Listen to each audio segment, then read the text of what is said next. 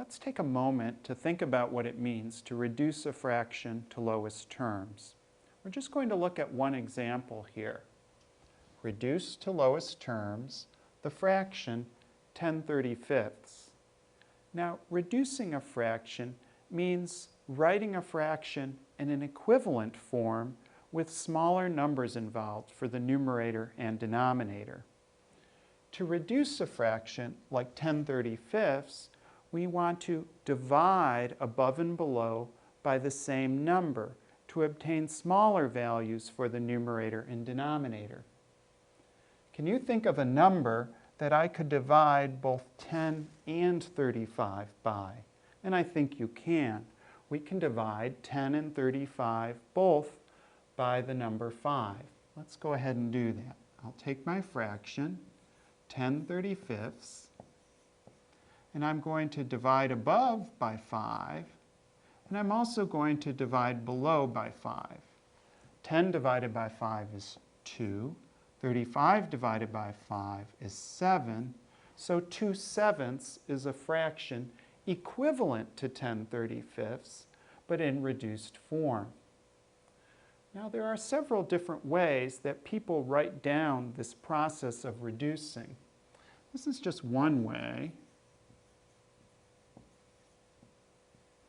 to write down the reducing process.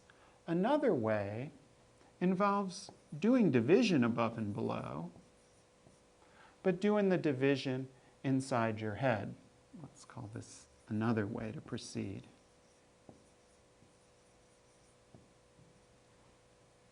I'm still going to divide by 5 above and below, but I might do the division in my head something like this. 10 divided by 5 is 2.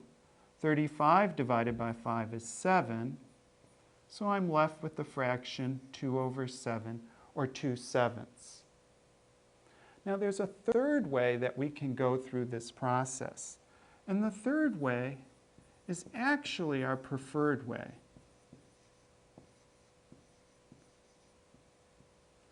While this second way is very short and compact, it's difficult when we cross numbers out to look back over our work and figure out if we made a mistake.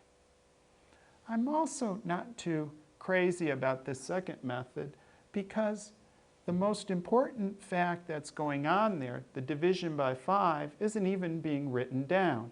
It's something we're doing in our heads.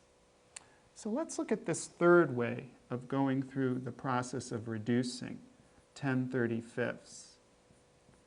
What we're going to do is we're going to break down the numbers above and below using multiplication.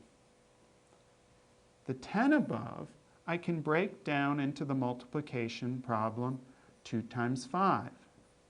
The 35 below, I can break down into the multiplication problem 7 times 5.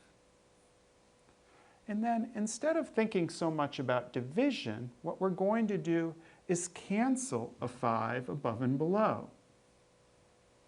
After we cancel the 5 above and below, we see that we're left with just a 2 above and a 7 below.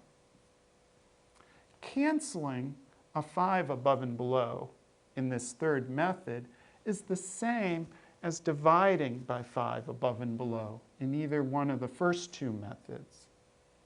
The nice thing about this preferred way is you're showing exactly what's happening to the 5 and where it comes from. And it's a lot easier to catch a mistake when you write the problem out in this way.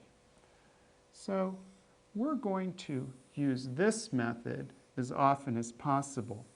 The other two methods are fine and they work, but when the numbers get complicated, it's going to be a lot easier to proceed this third way.